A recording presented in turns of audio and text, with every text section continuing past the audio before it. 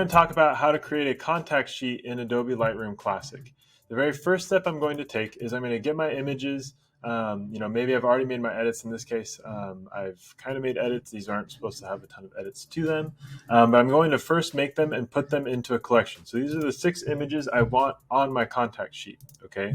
If I had a bunch of images and I just wanted to choose 6, I would go through and select each one by clicking on the first one, holding down the Control key, and then clicking on any of the other ones that I want for my contact sheet.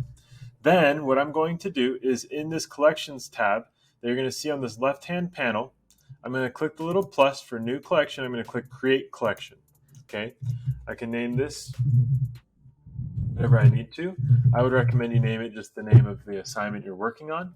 But now it's only going to show those pictures I want. So if, for instance, I'd only selected a few of them, it's only going to show those ones because I'm now in my collection. Okay, so you can see I'm in that contact sheet collection. Now what I'm going to do is I'm going to go into the Print tab. And in the Print tab, I have a few different options that I will be able to do. Okay, so first off, you'll notice that mine is set up. It shows that there's 6 images, 2 by each other. The way you set these different things, so you're going to be in this layout style. We're going to go single image. Okay, there are some options here with the image settings. I would advise you have all of these turned off. For sure, do not have the zoom to fill or rotate to fit.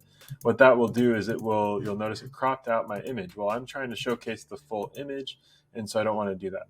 All right. And then down here, as we go a little bit further, we have the margins. That's the space between each of my images. And in this case, it's the top, left, right, top, bottom. And then I have my page grid. So right now I have it set to have 3 rows and 2 images, 2 columns. Okay. I can adjust that as I need to for my contact sheet. Okay. You also notice as I keep going down, I have my cell spacing. That's going to be that space between each of my rows and columns. Okay. We have vertical and horizontal. Those boxes will not show up when we save our final version of our contact sheet. Okay, we have some different guides and rulers and stuff that we can turn on and off, and you can kind of take a look at that there.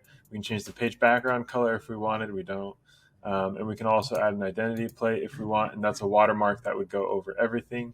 We can choose the font size and all of that. Okay, now once we have our contact sheet, the next step is we need to make sure all our pictures are showing up. Now, if you notice, it's only showing my first one. If I click on my second, it's going to show the second, and so on and so forth. If I select all of them, so I click on the first one, hold down the Shift key, and click on the 6th one, it'll choose all of them. But I can also do that by saying, hey, make a contact sheet of all the film strip photos. This is why we like to make that collection first, because then I can just choose all film strip photos.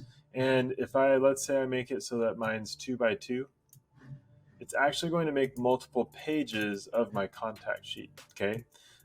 In this case, 3 by 2 works, and so I'm going to leave it like that. But you can do that. All right. You'll also be able to add different information for each of your images. So you can add, the title, the exposure, and the exposure is really helpful. So this is where you're showcasing, hey, how did I expose my image? Okay. But once you have it all set up how you want, what you're going to do is you're going to click on Printer, actually, and you're going to make sure that when you click on Printer that it's showing this Adobe PDF option, okay? And then you'll click OK. And so then it's actually going to pull up this window so that you can save your files. You'll save it into your home folder. So you'll go in there, find your multimedia folder, go into photography, or if it's a Photoshop assignment, Photoshop. Make sure you give it a name.